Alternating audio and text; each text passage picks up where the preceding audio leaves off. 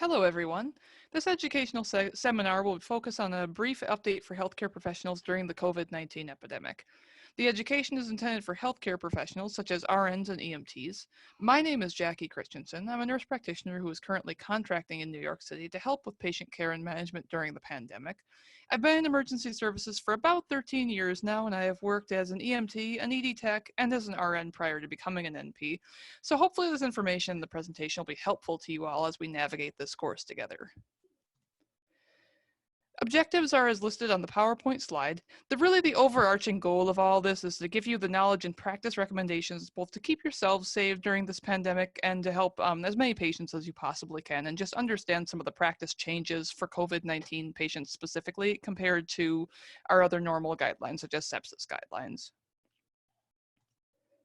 COVID-19 is a viral disease that's multifaceted and affects many systems. It has a variety of names, including just the coronavirus. It's also called SARS-CoV-2, which stands for Severe Acute Respiratory Syndrome, of which this current coronavirus is the second iteration. Symptoms of COVID-19 have a whole variety of symptoms. They can include, throughout the various course of illness, respiratory symptoms like hypoxia, difficulty breathing, and respiratory distress, cardiovascular symptoms like chest pain, constitutional symptoms like fever, general malaise, fatigue, and body aches, and GI symptoms like abdominal pain or diarrhea. And many patients can actually be completely asymptomatic or minimally symptomatic. So that's something to keep in the back of your head too, that even somebody who's not necessarily presenting with these symptoms may in fact actually have COVID and they're simply asymptomatic from it. Something else to consider is that a lot of COVID-19 patients' symptoms evolve over time. So they may start out with abdominal pain or diarrhea that goes away after a few days, but they then eventually develop some of the respiratory symptoms or some of the constitutional symptoms like fever.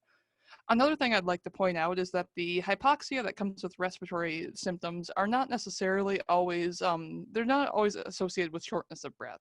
We're seeing a lot of patients come in right now who have hypoxia, but aren't reporting any shortness of breath or any cough or any exertional dyspnea whatsoever until they become more severely ill. So hypoxia by itself can actually be one of the warning signs that COVID-19 is what you're dealing with. So keep that in the back of your head as well. Best evidence seems to suggest droplet, contact, and airborne spread of COVID-19. While the airborne route is still being investigated, some recent studies do actually show detectable virus counts in exhaled air without coughing or sneezing, which is a likely indicator that this virus is transmitted via the airborne route as well as droplet or contact. Droplet and contact have definitely been more definitively established, and there's still more ongoing research to confirm that airborne spread of COVID-19 is indeed happening. At the time of this taping on April 11th of 2020, worldwide there were 1.7 million confirmed cases, 500,000 of which were in the United States alone. Of these confirmed cases, worldwide there have been 100,000 deaths, with 18,000 of those in the United States, and worldwide 400,000 cases have been confirmed as recovered. Note the earlier use of the word confirmed. Due to testing shortages and a high false negative rate for the nasopharyngeal testing route, which we'll talk about in a little while, the number of confirmed cases is actually very unlikely to reflect the actual number of confirmed cases, and indeed the actual number of deaths due to complications of COVID-19. Out in New York City, a lot of our critically ill patients actually died before their COVID-19 test resulted, or even before the test was collected. And many patient deaths are actually called in the field by emergency medical services and paramedics before they make it to the hospital, which means we're almost certainly underreporting the number dead from this virus as well. Additionally, the nasopharyngeal test has a very high false negative rate, as I mentioned just a few minutes ago. Anywhere between 20 and 50% is the false negative rate, depending upon how long the patient has been sick for and how the test was collected. The nasopharyngeal route is usually collected by putting a swab all the way back into their nasopharynx via their nose, not just a nasal swab like we've been doing for influenza. So just a simple nasal swab where you only swab the nair itself will often get a false negative, where a proper nasopharyngeal will not. It also depends on how long they've been sick for. We've been seeing patients with more false negatives that have been ill for the 10 to 14 day mark compared to patients who have only been ill and likely have fewer severe symptoms in the first week or so of illness. So keep that in mind. The rate at which the nasopharyngeal swab comes back positive it's a good way to confirm that yes, it's what they have, but it's not a good way to say, no, this definitely isn't what they have, just because the likelihood of having a false negative is so high. Also, keep in mind that to the best of our current knowledge, there's a 4% critical illness rate and roughly a 1 to 2% death rate when adequate health resources are present. As you might guess with that, that death rate really does increase markedly if there are no available healthcare resources to care with the critically ill. And if the resources aren't available, the critically ill rate frequently can very quickly become the death rate. Finally, emerging research does seem to indicate that COVID 19 might be mutating. It's unclear if the different suspected strains that have been found can cause a new illness in somebody who's recovered from previous COVID 19 infection. However, mutation and reinfection with a new strain is definitely still within the realms of possibility. So it is possible, within the theoretical idea at least, that these patients could have COVID, get better, get reinfected with a different strain.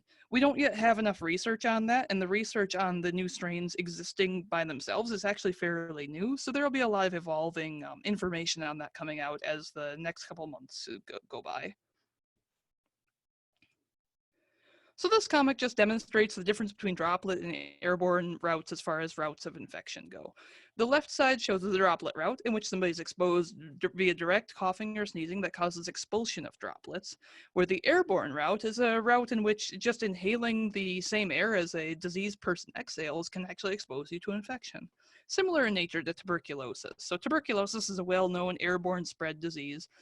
Tuberculosis is the right. Influenza is a common droplet spread illness that's not airborne. Influenza is more the comic on the left. Bear in mind that this is part of why 6 feet of social distancing is recommended. 6 feet of space between you and an infected person, even with an airborne route, does significantly decrease the likelihood of your airborne exposure because exhaled air doesn't really, first of all, it doesn't remain infectious indefinitely. And second of all, with a 6 foot radius between you and the sick person, there's a lot more room for that air that they've expelled to diffuse before you breathe it in. So that's why there's a 6 foot recommendation, despite some sources thinking that this is just a droplet spread only disease. This slide is more to demonstrate how contagious COVID-19 is. The R0 number, for those who aren't familiar, refers to what is known in epidemiology as the basic reproduction number, and it's a measure of how quickly a disease spreads. It's a number that's impacted by a variety of things, including nutritional status, the route of spread, implementations of policy like social distancing, and it's actually intended to be a functional number that reflects real life spread, not a theoretical number that reflects how quickly we think that it will spread. So this is an evolving number with different diseases as pandemics happen. Ebola is an example. The Ebola virus outbreak of 2014 had an R0 of about 1.5 to 2.5. Smallpox, depending upon which outbreak you were looking at, had an R0 of about 5 to 7. And COVID-19 right now has an R0 of 5.7. Compare that to our seasonal influenza, which has an R0 usually ranging between 0.9 and 2.1. The Spanish flu pandemic of 1918 had an R0 of between 2.1 and 2.5, depending upon which blip in time you were looking at. So keep that in mind when you're caring for patients with COVID-19 and when we talk about personal protective equipment, because this disease is extremely contagious.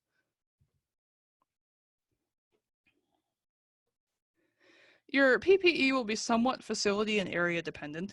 This guide is based on the best practice recommendations from OSHA here in the United States, as well as the best available data on COVID-19 spread, both with regards to routes and with regards to infection rates with the R0, like we were talking about earlier.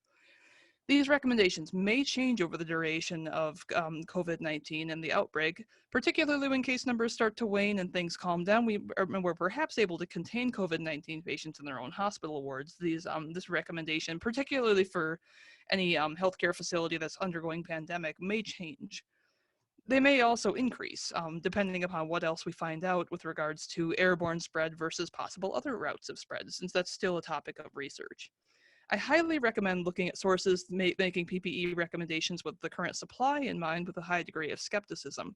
Scarce resources doesn't mean that you don't need the equipment, but it means that the correct equipment may need to be rationed, or may need to start coming up with new sterilization techniques to make used equipment safe to use again. But again, that doesn't mean that the resource being scarce doesn't necessarily indicate that you don't need it. It means that it's just more difficult to find.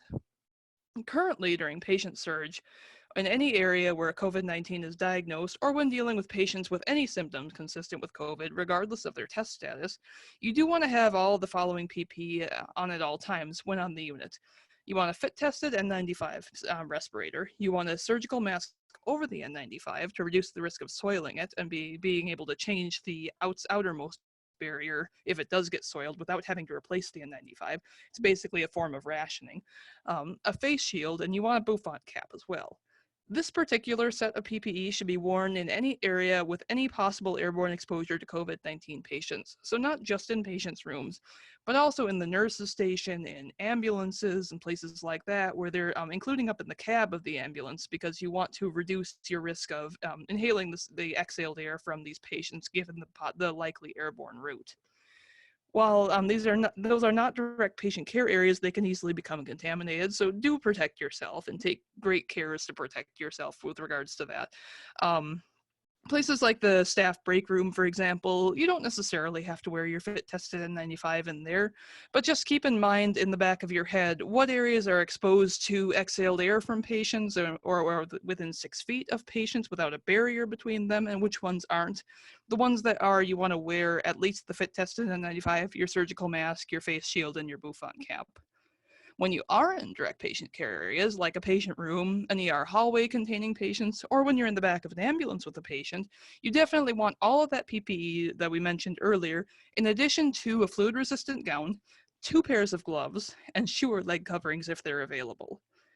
We recommend Ebola-style donning and doffing of the gowns if anybody recalls that process.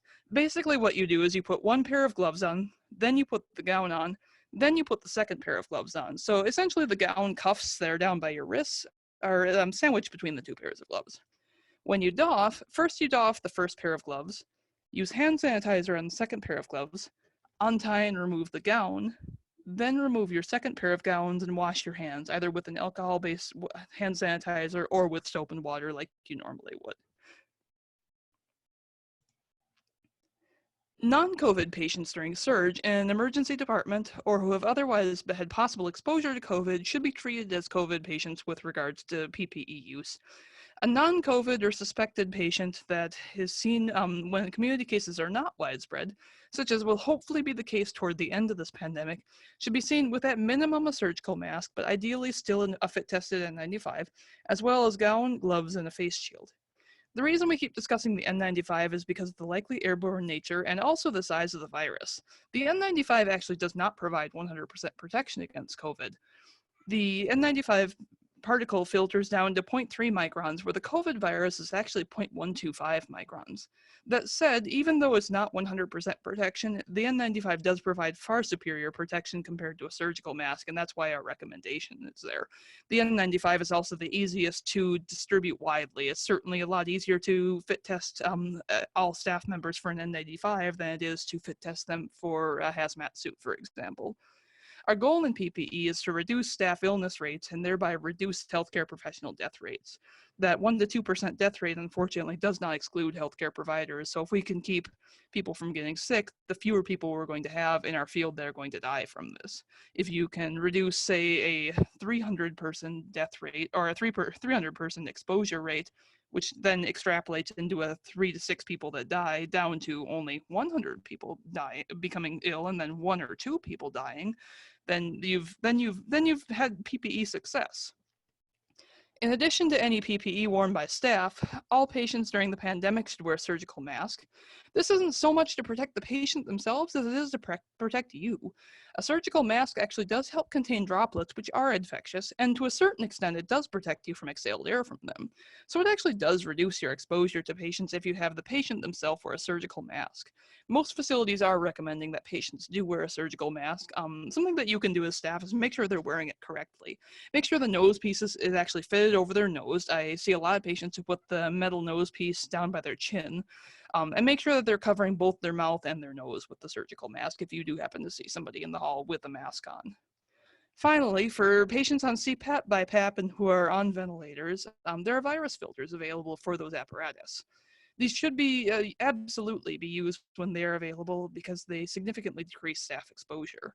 CPAP and BiPAP, as well as mechanical ventilation, are all aerosolizing procedures, so mitigating that risk is really important with regards to staff exposure to disease.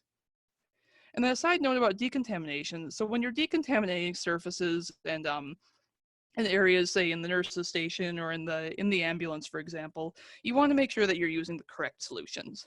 The recommended solutions right now are hydrogen peroxide, bleach, or an alcohol-based solution, as they've all been shown effective in killing COVID-19. Chlorhexidine-based solutes have not.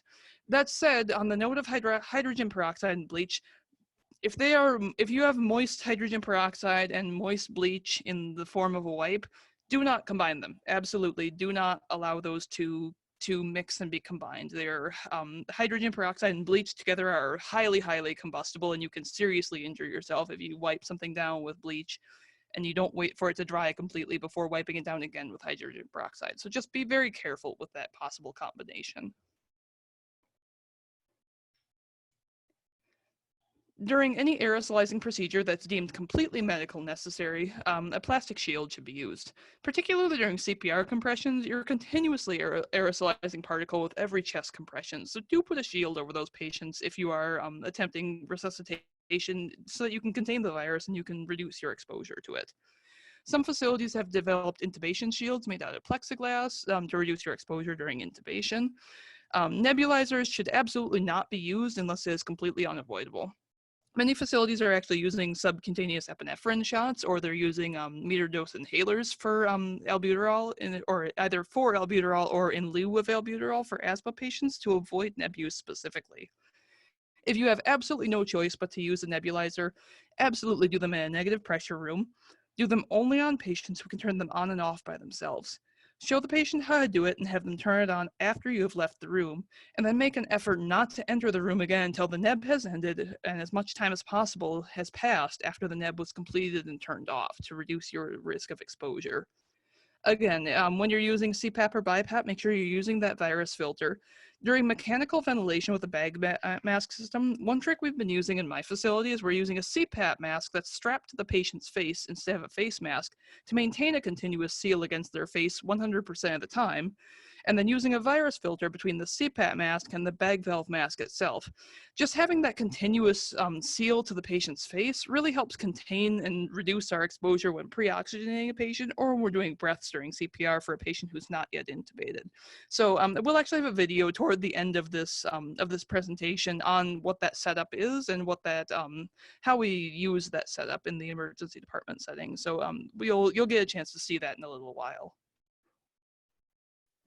This slide is a brief overview of the typical COVID-19 course of illness for a patient who does become severely ill or who perhaps even dies from COVID-19. The timeframes given on this slide are not necessarily always an accurate representation for every single patient, but it's just intended to give you a rough estimate of how the disease progresses, what rough time frame the disease progresses on, and how long patients generally seem to stay in each aspect of the illness. Do note the section's based on experience and observation, not based on data. While the experience and observation has been shared with numerous other providers across the United States dealing with COVID-19 patient surges, not just my own personal experience, do bear in mind that we're all subject to certain cognitive biases, and it's very possible we're missing aspects of disease course or incorrectly estimating timeframes. The stages that we're generally seeing, that all said, we're seeing on about anywhere between day 3 and day 12 post-exposure, we're seeing some influenza-like symptoms, so mild cough, fevers, perhaps very mild shortness of breath. Even the shortness of breath, we're not necessarily seeing this early. GI symptoms, so mild abdominal pain, abdominal cramping, diarrhea, nausea, vomiting, symptoms like that. The big one that we're seeing is diarrhea and some of the abdominal cramping associated with diarrhea, but we have definitely seen people with nausea, vomiting in this stage. And then early hypoxia, so perhaps their SpO2 is 92% on room air at rest, or it drops down into the low 90s with mild exertion, but isn't necessarily hypoxia that you would treat clinically. The second stage we're seeing is around day 5 to 7 of symptoms. So this is not post-exposure anymore. This is after they've developed symptoms. 5 to 7 days, they have some increased hypoxia, often in the low 90s, sometimes even the upper to mid 80s on room air. Certainly with exertion, they are dropping low. Mild shortness of breath you might see, particularly with exertion when their oxygen does tend to drop more precipitously. You'll sometimes see some very mild shortness of breath. Not every patient has shortness of breath at all, or either self-reported or observed in this stage of the disease. We're seeing bilateral viral pneumonias visible on the chest x-ray, and we'll talk a little bit more about what that chest x-ray read looks like in a couple of slides. The hypoxia that we see is not at all proportionate to the shortness of breath, either expressed or visibly noticed on your physical exam, that said. We're sometimes seeing some very early symptoms of DIC at this point as well. So we're seeing risk factors for, or suspicion for pulmonary embolus, for example, or some people in this stage are actually coming in with stroke-like symptoms because they've had an embolic stroke. So DIC does tend to set in relatively early with some patients, particularly patients who have vascular compromise otherwise. The patients with hypertension, the patients with known coronary artery disease, diabetic patients, people like that do tend to be a little bit more prone to DIC, it seems like, even before the cytokine storm really sets in. On the subject of cytokine storm, day 10 to 14 after symptoms again, cytokine storm tends to ramp up with associated respiratory distress and failure, multi-organ failure. Decline can be really rapid with these patients. We actually can see them decline within hours. I've seen patients go from only needing 6 liters of oxygen via nasal cannula to within an hour needing 15 liters via non-rebreather mask. Within another hour, they're on CPAP or BiPAP, and half an hour later, they're on a ventilator, and they're continuing to deteriorate even on the ventilator. So the multi-organ failure and the respiratory failure really does happen pretty rapidly with these patients when it does set in. This slide is an overview of COVID-19's disease physiology. Again, this is an evolving understanding, and this is informed currently by our best available evidence, both peer-reviewed evidence and observational evidence, but it doesn't necessarily represent what we may come to understand as the complete disease physiology. Since a lot of this research is really still ongoing, bear in mind that this information is the best that we have right now, but it's not necessarily going to be the end-all or what we ultimately find this disease does in its entirety. The most current research suggests that COVID-19 is primarily a hematopathy or a disease of the bloodstream and secondarily a respiratory illness. And I'll talk about how that works in just a moment, even though we're seeing patients with ARDS primarily. Research is increasingly finding that it's a hemophagocytic lymphohistiocytosis. I'm going to refer to that as HLH for the rest of the slide, is associated with COVID-19. So as a review, HLH is ordinarily a very rare syndrome in which macrophages and T cells in the immune system start recognizing the body's own cell as invaders. This leads to an uncontrolled activation of the immune system and attack on the body's organ system by the body's own immune system. Organ systems affected include primarily the most vascular organs that receive high volumes of blood flow. So you're looking at the liver, the lungs, the kidney, the spleen, and the blood itself is actually being attacked as well. We're seeing low counts of all the blood cells, including red blood cells, white blood cells, and platelet as HLH progresses, though we're not necessarily seeing those counts drop in some of the earlier stages of disease. So that 3 to 7 day time frame, again, we're not necessarily seeing low or even low normal counts of these blood cells, but we're seeing evidence that they're being attacked within the blood work itself. Under ordinary circumstances, HLH is extremely rare and really quite lethal. It's difficult to control because of the diffuse nature of the inflammation. We're seeing in the lab work, which we'll talk about in a couple of slides, we're seeing lots of very, very, very high inflammatory markers. This particular syndrome is so rare that it's not even necessarily covered in most nursing or EMS programs. So I know in my own career, I've actually never seen this syndrome in my 13 years of emergency services prior to COVID-19. So you may not have ever even heard of this syndrome necessarily before, but this is the syndrome that we're seeing happen. It does happen in a couple of other viral processes, and there's thought to be a genetic link in some cases as well. COVID-19 is one of the things that can spur this to to start, though. HLH itself actually causes a hypercoagulable state, which makes the development of DIC, which we'll discuss in an upcoming slide in a little bit more detail, more likely. The cytokine storm associated with HLH is thought to be the cause of ARDS, or acute respiratory distress syndrome, as well, due to the damage and the inflammation it actually causes in the lung tissue itself.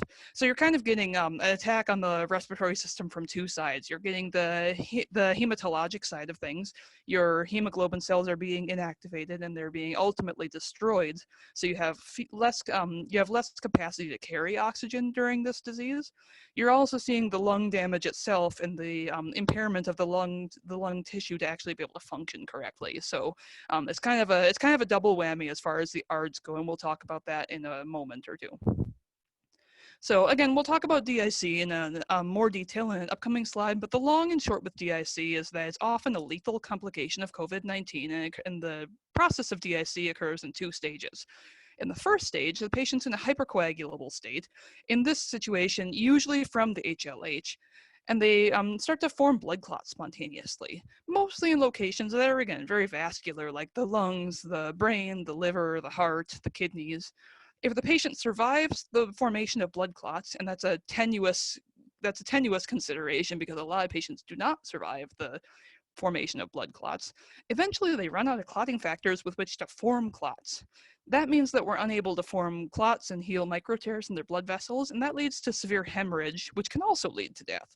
So DIC is a really pretty severe and difficult to manage condition because you're having to manage both the formation of blood clots, and you're also having to deal with the possibility of hemorrhage from these patients. So all of this, those two syndromes, HLH and DIC, make a certain degree of sense with regards to the disease course that we talked about. The immune system becomes turned on in the early stages of the disease, producing the symptoms consistent with non-specific immunity like fever, diarrhea, coughing. As the disease progresses, we see increasing hypoxia, but not necessarily with much correspondence to respiratory distress. That's because the haywire immune system is targeting and attaching to hemoglobin, making it more difficult for the body to circulate enough oxygen and perfuse tissue correctly. It's also causing the body to produce more hemoglobin in response to lack of available oxygen, which we'll see in the lab findings consistent with COVID-19 in an upcoming slide.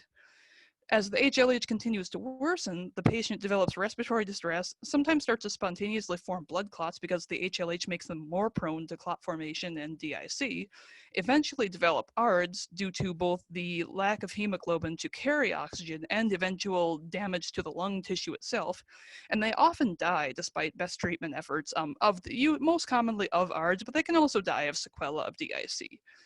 As a side note, at this point in the presentation, I'd like to just address the idea that your patients are sometimes going to die with this. I just want to make it abundantly clear to healthcare workers that they should not feel personally responsible for the deaths of these patients.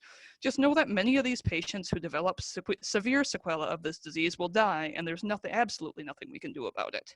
Patient deaths are not a sign that you didn't do enough or that your care was in any way deficient, but this disease causes an unusually lethal combination of severe syndromes that alone are difficult to survive. Most patients with HLH honestly die, and most patients with DIC also die. We have a disease that is causing both of these syndromes together often. So just keep in mind that what you're dealing with is really kind of a larger than life, extremely high mortality syndromes, and these syndromes usually don't cause comfortable or easy deaths either. So if you do see patients that die, just know that this is not something that you caused or something that you contributed to in any way. It's just that you're dealing with something bigger than what we can realistically handle. For what it's worth, again, I've never actually seen HLH prior to COVID-19 in my 13 years of emergency medicine, and I've only seen DIC twice before. The best outcome of those two people was somebody who survived with some degree of multi-organ damage without complete organ failure, and she lost all 4 of her limbs. So you're really dealing with some pretty severe sequela of this disease. Just keep that in mind if you do have patients that do die or do abruptly deteriorate, and you may not necessarily know what happened to them. So we're really dealing with some pretty severe, difficult to handle consequences of this disease. Something that we'll talk about in another slide is just the the possibility of having people have DNR or DNI orders in consideration of the severity and the frankly lack of comfort in these syndromes, HLH and DIC both, as well as ARDS itself, as the sequela of those previous two. It's a really pretty horrible way to go, and it's a very difficult, either or both of these are very difficult to medically control. Their odds of survival once they've developed complications like this are relatively low, unfortunately. And you could consider it, as far as ethical considerations with asking about DNR and DNI orders to patients and kind of trying to make them aware that if they really do develop severe sequela of this disease, their odds of survival, even with the best medical efforts, are really relatively low. So having those conversations, and we'll talk a little bit more about DNR and DNI orders in a later slide. Just keep all this information in the back of your head when you do think about DNR and DNI orders for these patients. This slide is just a review of the typical testing you'll see for patients who are not likely to stay inpatient or are deemed safe for discharge with home care instructions. The chest x-ray of a typical COVID-19 patient will show, and I'm using these terms as a radiologist might write them, ground glass opacities in multiple lobes, an atypical viral pneumonia, or patchy multilobar atelectasis. And that's, again, if you read the radiology interpretation of the x-ray, those are terms you might see used. The CMP is used primarily to evaluate glucose, creatinine, liver function tests, and electrolytes. COVID-19 patients often have a relatively normal CMP in the earlier or less severe stages of the disease, but kidney and liver involvement can be noted via the blood work and can actually be a warning sign for the future complications. Additionally, acute kidney injuries are particularly common in COVID-19 and something that can turn someone from a likely outpatient discharge into an inpatient admission just by catching that. So getting that CMP is actually very helpful in our medical decision making. The troponin and EKG should be evaluated in chest pain patients to rule out STEMI, COVID myocarditis, and acute coronary syndrome, both because patients still do develop some of the more normal traditional illnesses during a pandemic, and because ACS as a result of COVID is actually fairly common due to cardiac emboli. So we are evaluating that when we look at troponins and EKGs, even though COVID by itself can just cause chest pain without necessarily having those complications. If a more definitive COVID-19 rule-in is necessary, or if the chest x-ray isn't conclusive for a patient who is pending possible outpatient discharge, you can check a ferritin, a fibrinogen, or an LDH level, or all three of those ideally. Those three values are all typically elevated in COVID patients, though some of the earlier stages of COVID may only display an elevation of one or two of those particular lab tests, and those are blood work tests for those not familiar. The nasopharyngeal swab, again, is not a particularly accurate thing, but it can be used to rule in COVID-19, even though it cannot be used to necessarily rule out COVID-19 very well. Some facilities will allow you to swab for COVID-19 in outpatients, where others will require an inpatient admission or high suspicion for later admission to test patients. So follow your facility policy on who gets swabbed for COVID-19 with the nasopharyngeal swab, and make sure you're using strict precautions when you swab them. Nasopharyngeal swabs, again, are a swab that go in the nair all the way back into the nasopharynx and then are removed. And it's very common to cause sneezing, gagging, coughing, things like that as you're swabbing somebody. So just be conscientious that you're protecting yourself when you do perform those swabs. A walking pulse oximeter trial is a really good tool to use for outpatients or people who are your pending discharge with as well. You can actually use it to measure hypoxia during exertion. Somebody who's not asymptomatic or who's not necessarily hypoxic at rest, or if they're borderline at rest. To do a walking pulse ox trial, what you do is you put the pulse oximeter on a patient and have them walk around with the pulse oximeter still on them. The walk can be as short as back and forth in the room a few times, or as long as down the hallway around the nurse's station. Basically, the idea behind this is to emulate the process of walking to the bathroom and back, or other very light activities that they might need to do at home. Even if they're still trying to lay low, they still need to walk to the bathroom. So you're measuring that and making sure that they're not getting hypoxic with just a short walk from their bed to the bathroom and back again, for example. For patients who are borderline or who you think may need better follow-up at home, consider having a community paramedic consult if they're available in your area, or consider telemedicine follow-up if they're available in your system in your area. Having some degree of follow-up or a planned follow-up for some of these people can be really helpful, particularly if you're concerned for them deteriorating but don't think they're quite at the point where they need to be admitted yet. In addition to some of the interventions discussed in the outpatient slide before, Patients who are likely to be admitted should also be evaluated for lactic acidosis, a troponin level regardless of if they have chest pain or not, inflammatory markers like CRP, LDH, like I mentioned in the last slide, and markers that are consistent with bacterial co-infection like procalcitonin, prolactin, and at least a single set of blood cultures, but ideally two per usual sepsis protocol. The ferritin and fibrinogen should be drawn and remain fairly reliable lab indicators of likely COVID-19 infection. PT-INR and a heparin level should be drawn if a heparin level, or a heparin drip rather, is likely, particularly if we have high suspicion of pulmonary embolus or cardiac embolus. We'll talk about in later slides some of the interventions that we're doing for patients, and actually anticoagulation therapy, fairly aggressive and fairly early, is one of the things that we're doing for these patients. So the PTT and the PTINR are helpful in initial evaluation. The CBC is particularly useful primarily to evaluate for likelihood of a bacterial co-infection. White blood cell count in a bacterial co-infection is normally elevated, where most COVID-19 patients have either a normal or a relatively low white blood cell count. Co-infections are very common in COVID-19. About 20 to 25% of patients have or will develop either a viral or a bacterial secondary co-infection.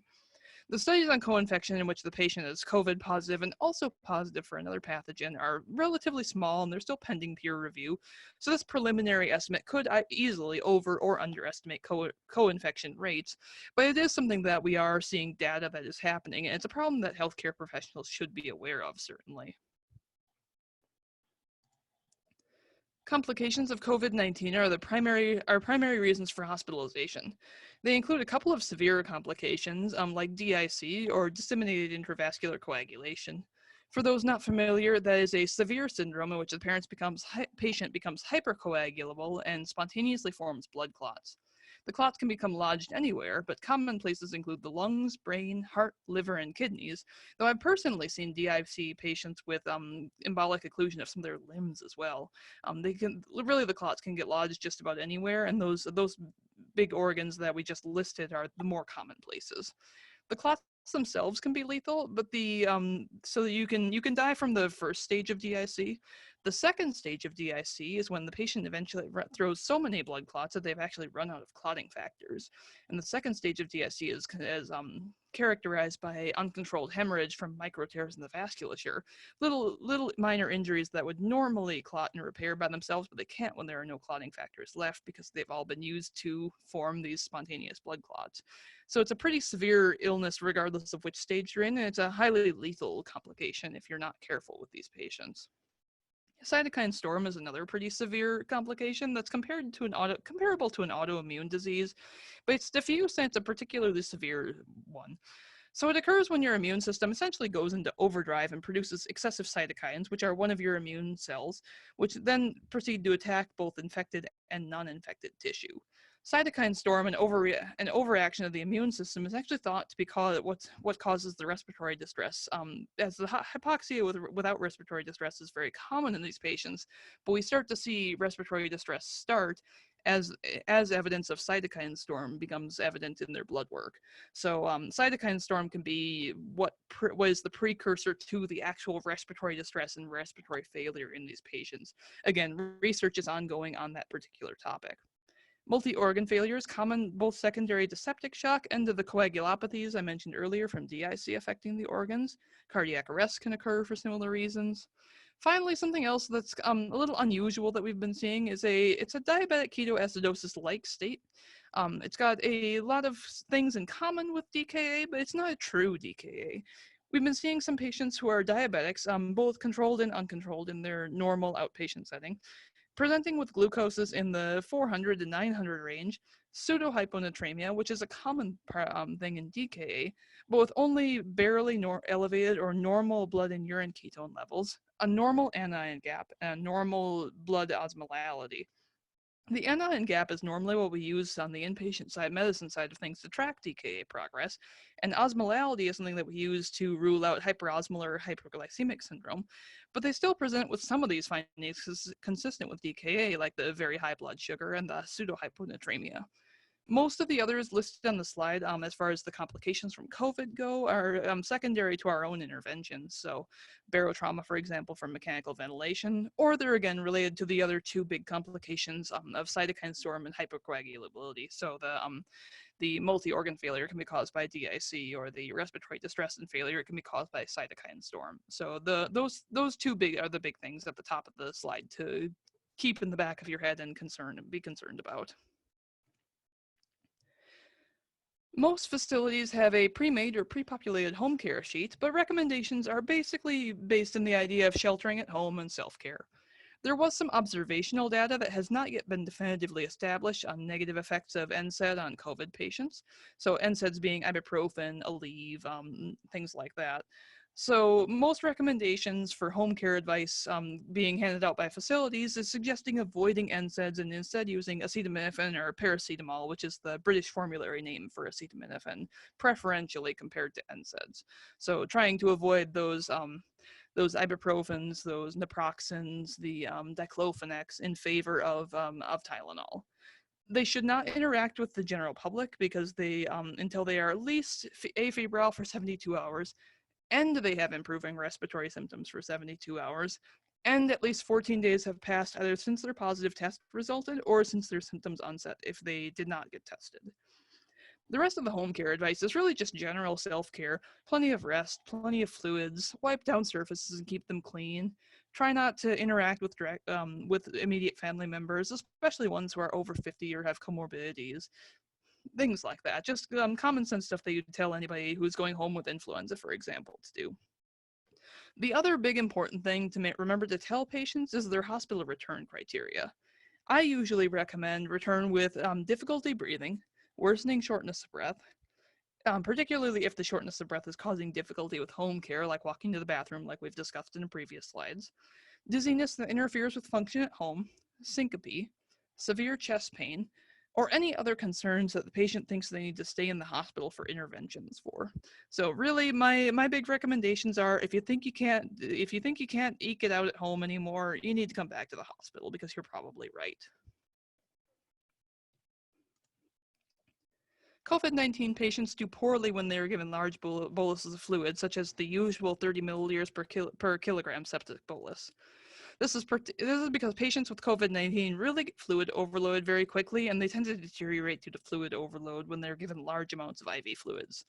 Typically speaking, we are limiting their fluid boluses to 500 to 1,000 milliliters, and we're usually restricting it only to people who have comorbidities that would result in them needing the IV fluids. So, acute kidney injury patients are getting boluses that are small in nature, again that 500 to 1,000 milliliter range. Diabetic ketoacidosis patients who do have a high anion gap or who do have blood ketones that are above a certain threshold. Very limited use in hypotension. If somebody becomes hypotensive and drops below 90 systolic for their blood pressure, we'll sometimes give them a half-liter fluid bolus. We really are preferring pressors, Levophed, norepinephrine, the vasopressin, things like that, instead of IV fluid boluses, which is a big change compared to most usual sepsis protocols. SpO2 of 90% or greater is generally preferred, though there is some evidence to suggest that maintaining an oxygen between 94 and 99% is better than maintaining it as little supplemental oxygen as possible to maintain an oxygen level greater than 90% on their pulse oximeter. So some of that will be facility dependent, depending upon how up to date your order sets are, and depending upon how much oxygen you have on hand. The other thing that can help some of these patients is putting them in a prone position. Prone positioning helps numerous respiratory illnesses, including COVID-19, because of the fluid overload associated with them. We see a lot of positive feedback in patients with ARDS, acute respiratory distress syndrome, that prone position seems to help with as well. The prone aspect of both lungs has the posterior aspect of both lungs has a pretty large surface volume compared to the anterior one, in part just due to the heart's anterior location. So if you put a patient in a prone position on their stomach, you're using gravity to pull that fluid from the higher surface volume posterior sides of the lungs into the anterior sides that have lower surface volume. And that allows fluid to occupy a smaller surface area and increases how much alveolar surface area you have available for gas exchange. Because again, that fluid that's in the lungs actually acts as a barrier between the alveoli and the blood. So it's difficult to have gas exchange when you have a lot of your alveoli occupied by fluid, basically. The idea behind prone is just to reduce how much surface area you're occupying. The negative of proning patients, however, is it really makes their airways very difficult to manage due to their position. It's difficult enough, frankly, to intubate somebody when they are in a supine position on their back. So it can be hard to manage somebody who's in a prone position if they're on, say, a CPAP machine, or if they're somebody who's at high risk for having being intubated. So you can use that as a tool in your kit, but certainly don't feel obligated to prone every single patient that you have, for example. So one thing that we're seeing a degree of positive feedback from is using a higher PEEP. PEEP stands for positive end expiratory pressure. When you're using a respiratory adjunct like a CPAP, BiPAP, or an endotracheal tube, that seems to help some of these COVID-19 patients who require the respiratory support that's more than 15 liters via non-rebreather mask. Options for this include the high flow nasal cannula, which does provide about roughly a PEEP of 5 or thereabouts. CPAP and BiPAP, you can control your PEEP anywhere between, I'm seeing rates usually anywhere between about a PEEP of 5 and a PEEP of 12, usually in the roughly 8 to 12 range is what I've been seeing in my own practice. For the BiPAP and ventilator options, staff should definitely take care to minimize their exposure to disease. Wear an N95, particularly during CPR resuscitation efforts, or when you're in the room with anybody who's on CPAP, BiPAP, or who's intubated. You want to make sure that your resuscitation efforts on that note are, you want to try to limit them to 3 or fewer staff. 1 staff member for compressions, 1 for airway management if needed, and 1 to push meds and to defibrillate. You should also really consider having short resuscitation efforts. We are in the area that I'm working at right now. We are routinely doing codes that last maybe 10 to 15 minutes at most, depending upon what the patient's likelihood of survival is. Some codes that we've run, we've actually only done 2 rounds of CPR, which is about 4 minutes or so before deciding that any further effort is futile and declaring them, just because the risk of staff exposure is so high with resuscitation efforts. Resuscitation efforts you also want to make sure that you are not intubating these patients who are receiving chest compression until ROSC is achieved. There is absolutely 0 point in exposing yourself to all the aerosolized stuff that comes out when you do intubate somebody until you know for sure that you've got a pulse back. So no intubation, or rather no pulse, no intubation should be your rule here. There are some experimental treatments being done, including hydroxychloroquine, which is the generic name for Plaquenil here in the States, combined with azithromycin for 5 days, plasma transfusion from donors with high antibody counts, and various antiviral regimens that are being trialed right now. Experimental treatments are exactly that. They're a treatment that's not yet been established to be effective in COVID-19 management, but it's under investigation, and there's some degree of thought that it might help, so they're trialing it. There's no guarantee that any experimental treatment will be effective in any way, and it can actually be detrimental to some patients, depending upon what's the treatment that they're trying. One example is the hydroxychloroquine that we're trialing in these 5-day courses with azithromycin. Hydroxychloroquine, one of the side effects is QT prolongation on the EKG. That can cause some pretty severe cardiac dysrhythmias if you're not watching that closely and not controlling it. So these patients that are getting experimental treatment are, generally speaking, the patients who are relatively unstable, or the patients who are their possible benefits from an experimental treatment that's not proven outweigh the risk of the experimental treatment itself. So you have to be conscientious of that not everybody's going to get these experimental treatments, nor should they, because their risk may well be higher than the benefit, especially if they're patients who would otherwise be discharging to outpatient. So these are something that you might see with COVID patients, particularly with deteriorating or unstable or borderline unstable patients, but it's not something that everybody should or will be getting. Admission criteria does change during a pandemic situation as well.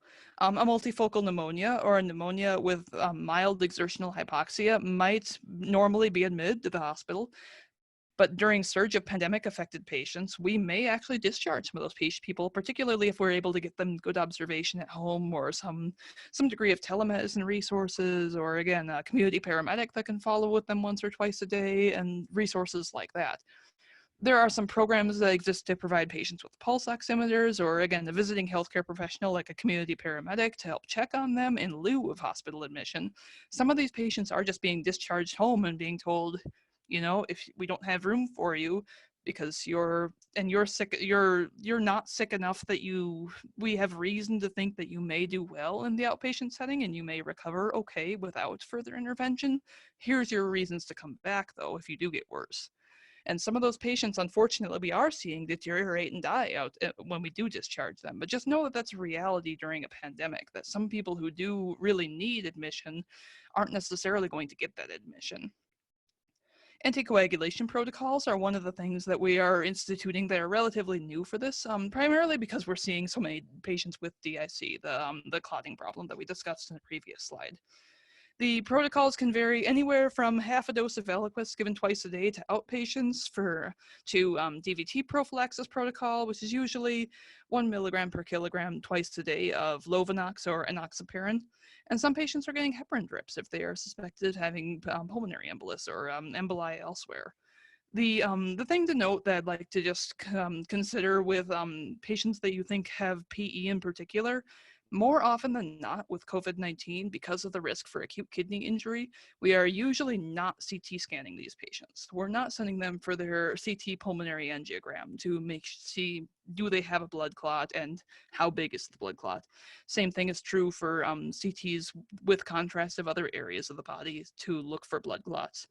The risk of acute kidney injury is much higher than the risk of just starting them on a heparin drip and seeing how they do. So oftentimes we're actually just starting them on a heparin drip prophylactically and seeing how they do from there. So a lot of these patients who are suspected of having PE, you're not necessarily going to see orders for a CTPA of these patients. Ambulatory patients who do not necessarily qualify for or normally qualify for DVT prophylaxis should still be considered for anticoagulants. So these are the patients who they're in the hospital, they're hypoxic, particularly with exertion, they get very hypoxic, but they're able to ambulate. They can walk to the bathroom and back by themselves. They can, and they're normally somewhat functional other than the fact that they're just oxygen dependent. Those patients should actually also be on DVT prophylaxis of some kind because of the risk of DIC and the associated complications with spontaneous formation of blood clots, since we're seeing so many hypercoagulable patients, even though they wouldn't normally necessarily qualify for DVT prophylaxis. Finally, the last thing to consider is really having discussions with patients about DNR, DNI orders. It sounds a little bit harsh to say, but DNR, DNI wishes and documenting those wishes can actually be very helpful in saving hospital resources. And it can really be helpful in helping patients think through, do I want the trauma of CPR? Do I want the trauma of intubation? Do I want those things if my likelihood of recovery from those is relatively low? I believe I mentioned in a previous slide, patients who go on the ventilator, their outcomes are not fantastic. We're seeing a less than 15% survival rate to extubation. I think the last number that I saw was about 14% of patients who go on the ventilator for COVID-19 come off the ventilator alive. So that's not those aren't great odds, and especially if you're older, or especially if you have a lot of comorbidities, those odds are not in your favor. Having a frank conversation with some of these patients might help both spare them some of what I imagine is physical agony of having these things done to them, and it may also spare the hospital some resources so that those resources can be saved for people who are more likely to survive. So that's a conversation that if you have time or if you are able to, that you should consider having with patients, especially if they're being admitted to the inpatient setting. So the next several slides are a brief review of oxygen delivery routes and just some basic airway adjuncts. For most EMS professionals who are still working in the field, this is probably redundant and more of a review, but a lot of nurses who don't routinely use oxygen delivery methods should take the time to review these definitely, particularly when we get to the next slide with non-rebreathers and CPAP, BiPAP, things like that. Most of us are all familiar with the nasal cannula. It can deliver anywhere between about half a liter of oxygen and 6 liters of oxygen per minute, and it's generally considered basically the lowest tier of oxygen delivery. So it delivers, in the scheme of the ones that we're going to talk about, the lowest concentration of oxygen per minute to a particular patient. You can titrate the oxygen to maintain SpO2 of greater than 90% or whatever number is specified by your orders. If your patient breathes through their mouth, something that you can consider doing is taking the nasal prongs and actually put them in the mouth. Particularly if somebody just sleeps with their mouth open, things like that. That's a consideration you can have certainly with the nasal cannula, and there's nothing wrong with doing that. The next step up from a nasal cannula for most COVID patients is a non-rebreather mask. This mask delivers 100% oxygen and, as the name implies, prevents rebreathing of ambient air. As it only delivers oxygen and prevents inhalation of ambient air, it's really, really important that you set the oxygen flow correctly on these. These are not the same as simple masks, and they do require more oxygen than a simple mask will provide you with. Delivery for oxygen for a non-rebreather mask should be set between 15 and 12 liters per minute. And any lower can actually result in asphyxiation because, again, the outside air outside of that mask cannot get into the mask by design of the mask.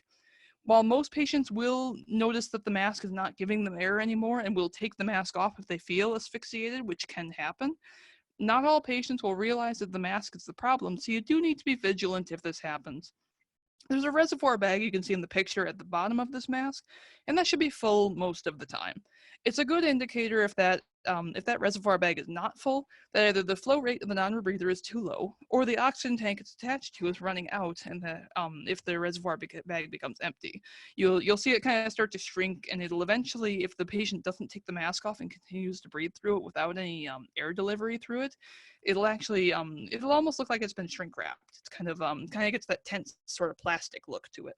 So keep an eye on those reservoir bags. They're helpful. Do they need to be 100% full for them to be functional? No. Should they be at least most of the way full most of the time? Yes. The next step up, when they are still either when they're actually starting to have respiratory distress, or if their oxygen level is not sustained at greater than 90 on 15 liters per minute via non-rebreather, the next step that you can take if your facility has them is the high-flow nasal cannula. They provide a PEEP of about 5, and there's no real way to control that, but they are, if any of you are familiar with the CPAP masks that are nasal masks only, so they're almost like a little set of nasal prongs that seal to your nose. Some people have them at home for sleep apnea management, but we don't usually use them in the hospital very often. This is basically the hospital equivalent of that device. It's again, it provides about a PEEP of 5. It's got a nasal interface, so it only goes in the nose, and it blows air in relatively forcibly in the nose. It can be helpful if CPAP and BiPAP are unavailable or if they're undesirable. A lot of patients don't do well with CPAP or BiPAP masks, especially if they're hypoxic enough that they're starting to get a little bit altered as far as their mental status goes. A lot of patients just see the mask coming onto their face and say, nope, I don't want that thing. And when they're not necessarily firing on all cylinders because of hypoxia, that can be a struggle where a high flow nasal cannula can actually help you sometimes avoid that intubation. The next step is CPAP and BiPAP. They are technically non-invasive ventilation. They don't require any kind of a tube like an endotracheal tube, and they only interface externally. So you need a negative pressure room for BiPAP, or ideally with CPAP too, honestly. You minimally want to have some kind of a viral filter if you don't have a negative pressure room available for BiPAP, and we'll talk about that in a couple of slides. You can control the amount of oxygen provided via both CPAP and BiPAP via FiO2 settings on your machine. The PEEP is controllable by the user, so you can actually have a PEEP higher than 5. So those are the considerations for CPAP and BiPAP. They are essentially what they do is they force air continuously at the patient. PEEP, positive end expiratory pressure, again refers to how much pressure is on the lungs when you're not inhaling or exhaling. So it's actually meant to be at the end of your exhalation. So theoretically, when you have the least amount of pressure inside your lungs, PEEP is the measure of how much pressure is still there. Higher PEEP tends to help with fluid overload because that PEEP actually provides it's physics basically. It provides a push to get that fluid, to push that fluid out of those lungs, if that makes sense. So that's why some of the higher PEEP settings tend to do better with some of these COVID patients who are really in distress, because it helps counteract some of the fluid overload problem. But it also puts them at higher risk for barotrauma. So do keep that in mind as well. You don't necessarily want to have a PEEP of 20 because you're going to injure those people's lungs. And injuring their lungs when they're already in distress is not necessarily a helpful thing, even if it does get the fluid out. So you can control the PEEP rate. I recommend starting at about 5 to 8 and titrating from there, just based on how they look like they're doing. So the video that we're about to show you is a video that goes over a setup that we've been using at the facility that I've been working at in New York City that actually works relatively well. It's essentially a makeshift CPAP machine. So what we're doing with it is we're starting patients with a CPAP face mask. So it's a face mask that's continuously fixed to their face. There's a virus filter in between the CPAP mask and the bag valve mask system that you can kind of see in the splash picture here. It's hooked up to oxygen, and then there's a PEEP valve attached to the bag valve mask as well. This is a setup that we find particularly helpful for both pre-oxygenating patients prior to intubation, because it helps reduce how much staff is exposed to aerosolized particles because of that continuous face-to-mask seal and the virus filter that's there. It's also helpful just as a makeshift CPAP mask. So if your facility runs out of CPAP machines, or if you run out of supplies to be able to use CPAP, this is something that you could consider using for somebody who is perhaps graduated beyond the need for 12 liters per minute of oxygen via non-rebreather mask, but that isn't quite ready for intubation yet, or that you think that you can stave off intubation for another few hours, perhaps with some positive pressure ventilator support, basically. It's non-invasive, so it's not technically ventilator support per se, but it is a form of respiratory support for patients who are not quite ready for intubation yet. So without further ado, we'll watch this video. It's not produced by me or by anybody that I have directly worked with, just for clarification. The credits should be on the video itself, though.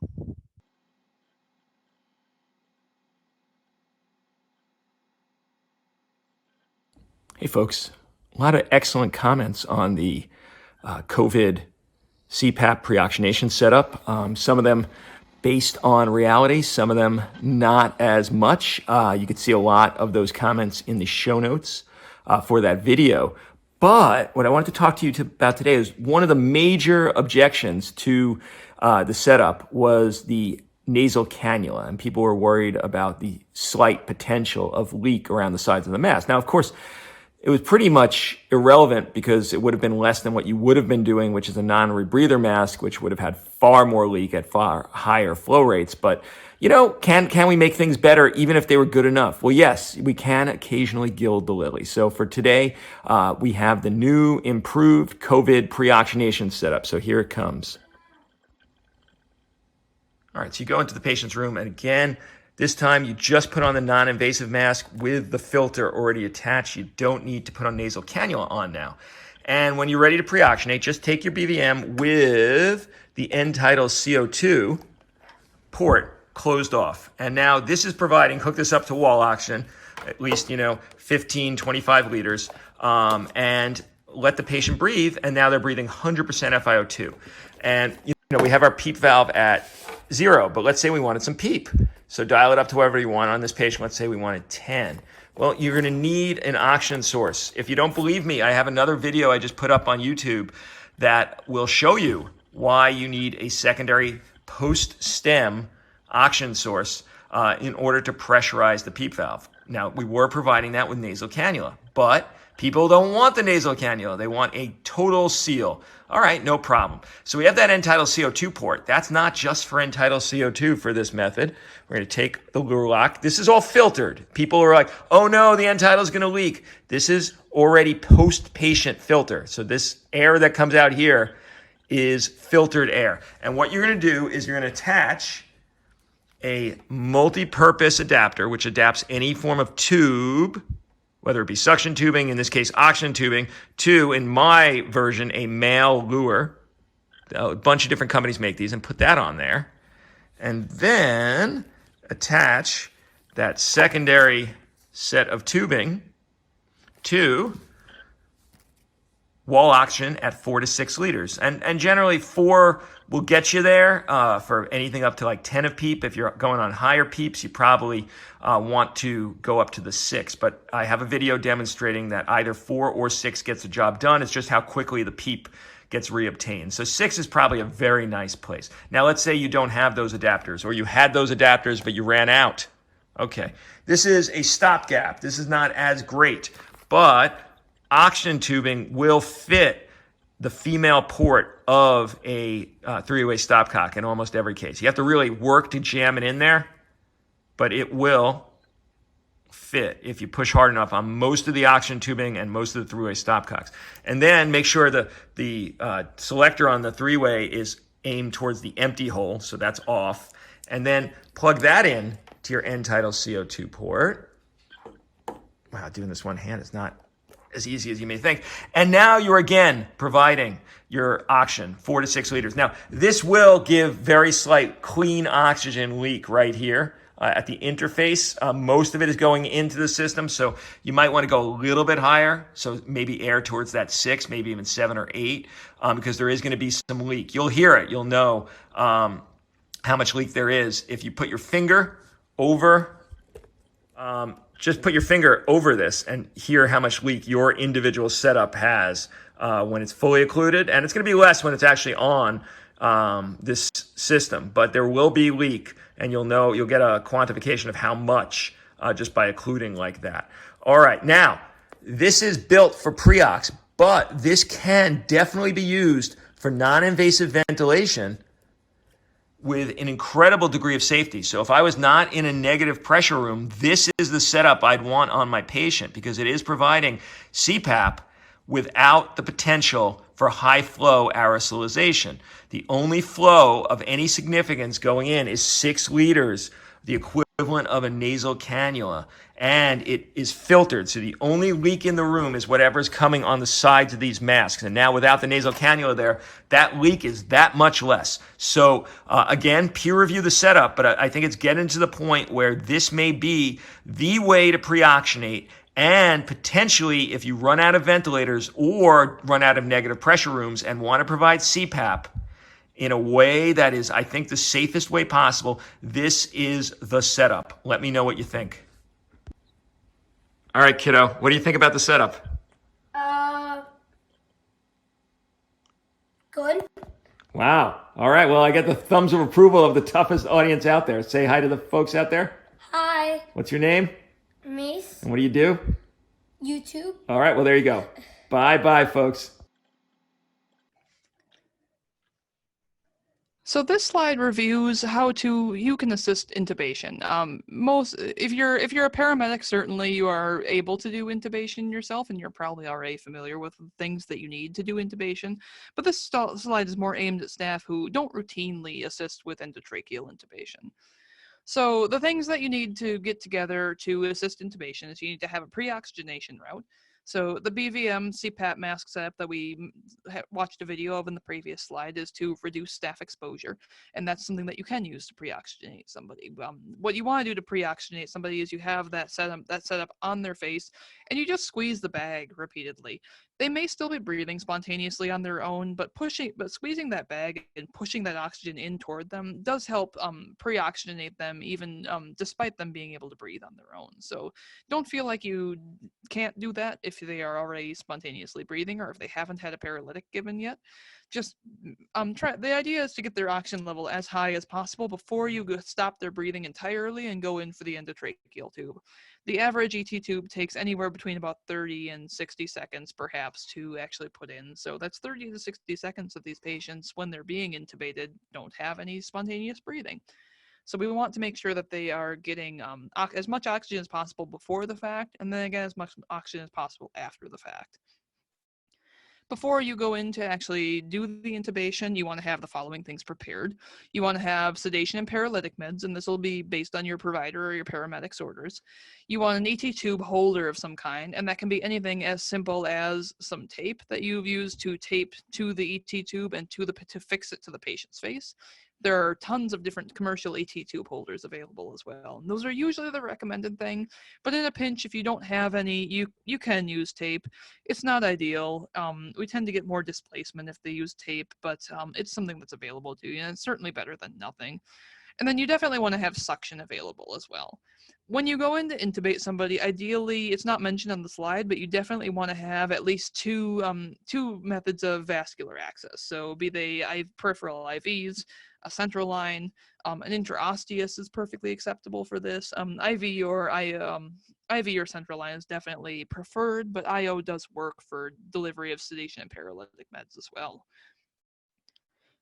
After the ET tube is put in, you want to have ready a stethoscope to listen both to lung sounds and over the epigastrum. The idea behind that is you first listen over the lung sounds. If you can hear lung sounds in both fields, fantastic. Sometimes you can only hear lung sounds in one side, and that's a sign that the ET tube is in the correct place. It's in the trachea, but it's perhaps a little bit too far down and is actually intubated one of the bronchus instead of the trachea itself.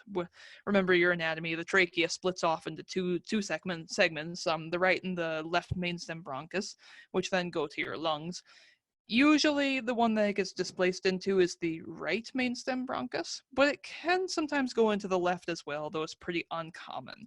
So if you hear sounds only over one side of the chest, that's your indicator that your ET tube is perhaps in the correct gross place, but needs to be pulled back a couple of centimeters. And that's something that you can tell the person that is that's done the intubation about if you do hear sounds in only one side. It can also be a sign of pneumothorax, particularly if you ventilated this patient several times and they do have a right mainstem bronchus intubation. Pneumothorax from overventilating that you're functionally overventilating that right lung only can actually cause a pneumothorax, and I've had some patients recently with that problem. So that's something else that particular exam can be an indicator of, and that's why you want to do both the right and the left side and compare the two. You also want to listen over the epigastrum to make sure that there are no sounds over the epigastrum. The epigastrum is where the air goes if you put the ET tube in the esophagus by accident. So if you ventilate somebody and you hear gurgling over their epigastric area via your stethoscope, your tube is in the wrong place and you need to pull the tube and have the patient pre-oxygenated again, and then have your proceduralist try the intubation again. You want to, when they're ready for it, and when the ET tube has been secured already via an ET tube holder, again, tape if you're really in a pinch, you want to put in either a nasogastric tube or an orogastric tube. Oftentimes when you're pre-oxygenating these patients, you'll hyperinflate their stomach. The NG and the OG tube is to decompress the stomach again. Finally, you want to make sure that you have a Foley catheter in place. Somebody who's paralyzed and sedated doesn't have any means of controlling their bladder, so that'll give you both a measurement of their urine output, which particularly in some of these patients who are either acute kidney injury patients or who are prone to AKI, like COVID patients are, you have a measure of their urine output.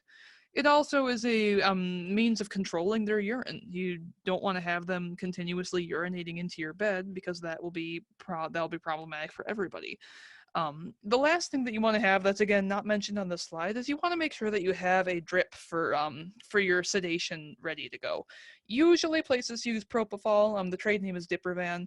There are some other things that different facilities use as well. Some places use a Versed drip, for example, or things like that. So Versed as midazolam, and the generic name is midazolam. But you want to make sure that you have some way to keep them sedated after intubation. Somebody who's not sedated correctly after intubation will start to gag on their tube, and they may actually wake up enough that they actually reach up and pull your tube out, and that's exactly the opposite of what you want. You don't want the trauma to their trachea. You want to maintain the airway that you've gone to all the trouble of establishing, and you certainly don't want them to be gagging or fighting your tube as it's breathing for you. So having an ongoing plan for sedation when they're intubated is something that you need to consider as well. Finally, mental health and healthcare professionals, it's mental health can be a problem for frontline disaster workers. Just know that it's having psychosocial distress, both from being a frontline worker during a pandemic and just from dealing with sicker people than you're used to, and just emotionally and physically exhausting situations is not. It's a common thing to have mental health or psychosocial distress from those. Just know that you're not alone, and that the majority of us do experience at least a certain degree of psychosocial distress. I can tell you just from chatting with some of the paramedics that have been staying at my hotel in my stays during New York City, I've chatted with a few of them on the way on my way home from shift, and while they're out waiting for their shift to start, and just in passing conversation, I've seen some of them just break down and start crying because it's overwhelming sometimes, and you don't necessarily know when it's going to be overwhelming. It may be in the moment, or it may be during downtime while you're waiting for things to happen. Just know that you're not alone, and that is a common thing to experience when you've experienced something that's traumatic, even though you aren't necessarily the one in the moment being traumatized like the patients are, for example. Some contributing factors to psychosocial distress and to mental health problems in healthcare professionals include emotional, physical, spiritual exhaustion. Again, you're in these situations where you're working day after day after day in these very high intensity, high stress, emotional situations with people who are very sick, and that can be an exhausting thing. Illnesses, particularly illnesses and deaths of your coworkers. In the facility that I'm at right now, I know at least a third of the staff has had COVID-19, and a couple of the providers that I work with have actually been on the ventilator for it. I can think of two or three in particular who are, they were either on the ventilator while the last time I was out in New York, which was at the time of this recording about 4 days or so ago, and we weren't sure if they were going to live. My understanding is they ultimately did, but it's when somebody is critically ill from a contagious disease that they got from work, that's a distressing thing to consider, especially when you consider that that could be you. Another contributing factor can be inadequate PPE, particularly when considering the illnesses and possible deaths of your coworker. If you're in a facility that's refusing to provide you with N95 masks, for example, that's a really distressing situation when you have a facility that's expecting you to care for patients the best that you can, but is simultaneously saying, no, we won't protect you. So really fighting for PPE is super important in this for everybody. It's not just important for you, it's also important to make sure that you don't become Typhoid Mary and you don't bring COVID-19 to your other patients who otherwise didn't have it. So consideration of all of those things can definitely be a distressing thing to think about, and it can be something that causes a lot of health caregivers great distress. Inadequate resources to care for patients.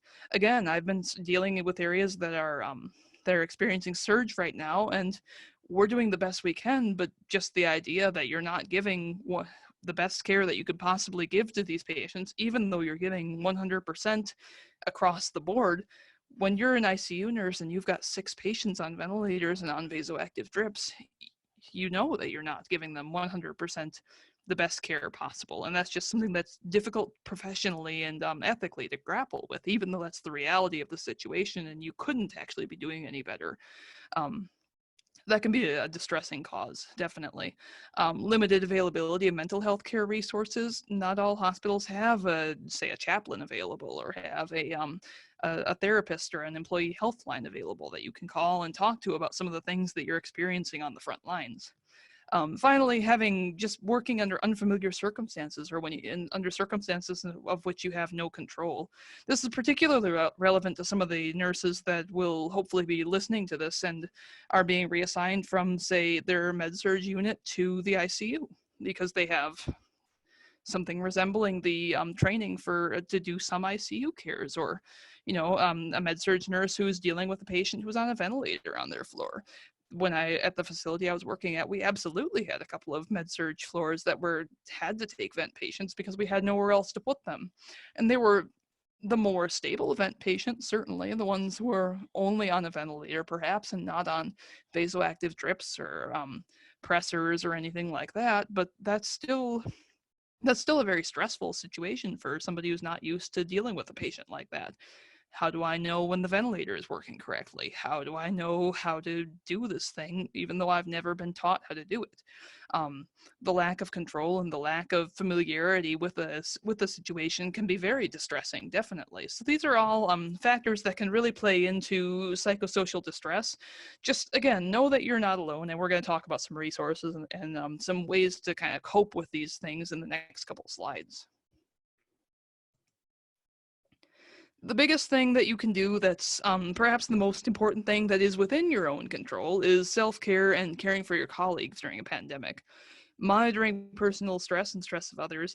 Basically, everybody deals with stress differently. Some people get very short and angry and difficult to deal with regards to their own hostility when they're very stressed out. Some people get very withdrawn and just kind of follow the crowd when it comes to stress as well, and don't necessarily exert leadership that they normally have, for example.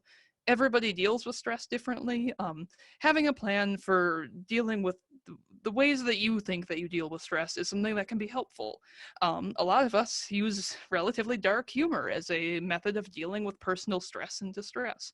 Making jokes that wouldn't necessarily be considered appropriate, or they would be considered uncouth under any other circumstances. They can be therapeutic in some ways, and that's something that you may see your coworkers or even experience yourself. Training frontline workers on available mental health resources can be helpful as well. That's something that's somewhat within your control. Just making people aware of what resources are available, especially if you notice a coworker that's really having a particularly difficult time dealing with the stress. Say, hey, there's an employee health hotline. There's an employee helpline rather. Maybe you ought to try giving them a call and see if they can help you a little bit. Just trying to maintain awareness of what resources there are available to support you as a healthcare worker. Arranging an appropriate schedule and assignments as you're able to.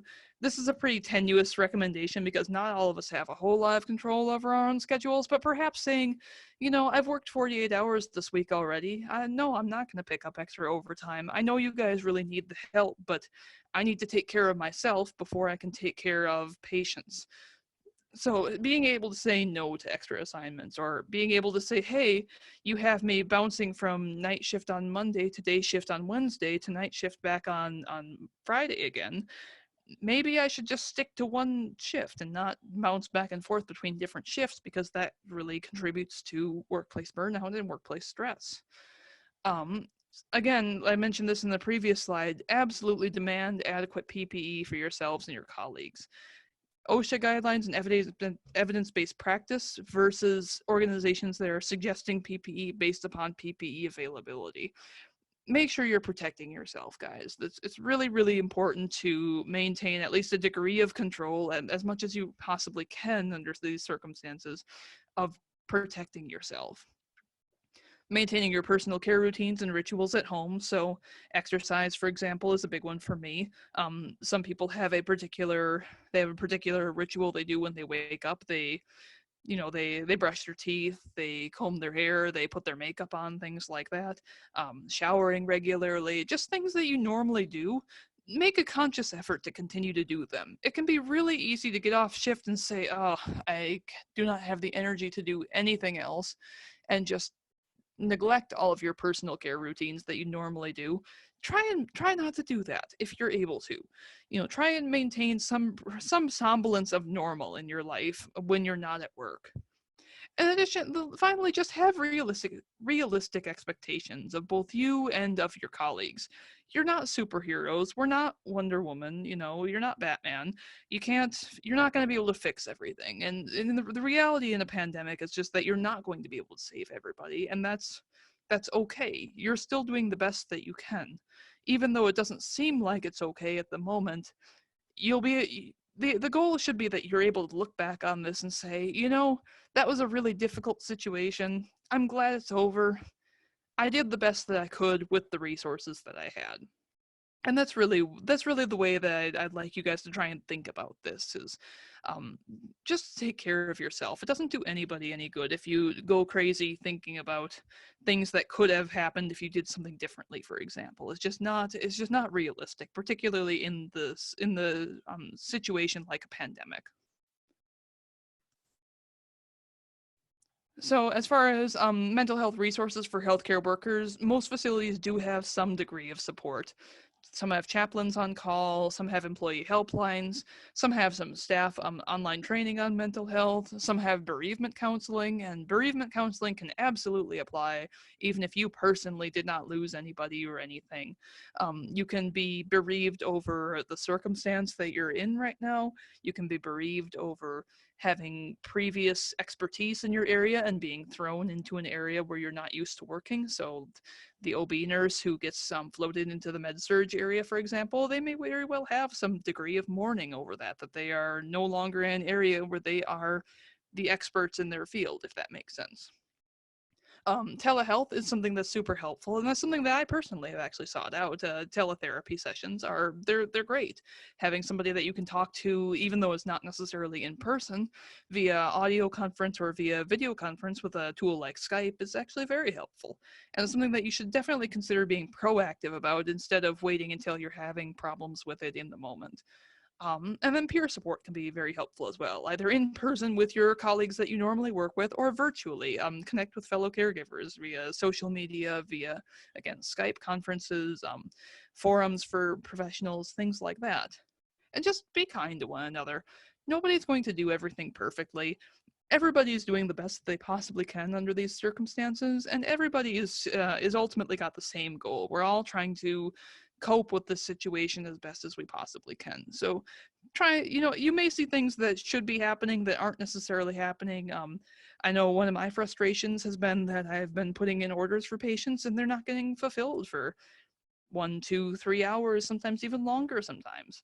It's and it's a very frustrating thing, but it's I have to kind of check myself and say, hey, the nurse that I have has normally only got 5 patients at most. She's got 16 right now. Maybe I ought to just let her do things, just give her a friendly reminder, hey, these orders are still outstanding. Can we get them done with when you're able to? Thank you. And doing that, approaching that in a kind manner rather than, why isn't this done? Something else that I've been doing is just to try and help out is just doing the lab work myself. I often go around and start IVs on my patients just because I know my nurses are stressed out. And it's just even just small acts of kindness like that can really help both yourself and they can help your peers cope with the situation better. So be kind to one another, help out to the best of your ability.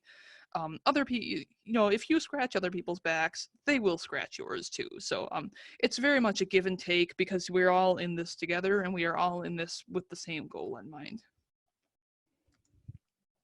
And that's all I've got for you guys today. Here's a few of the references that we used. There will be more references available on the Next Gen University page with all the other various learning modules and learning activities. But here's a list of a few of the things we have.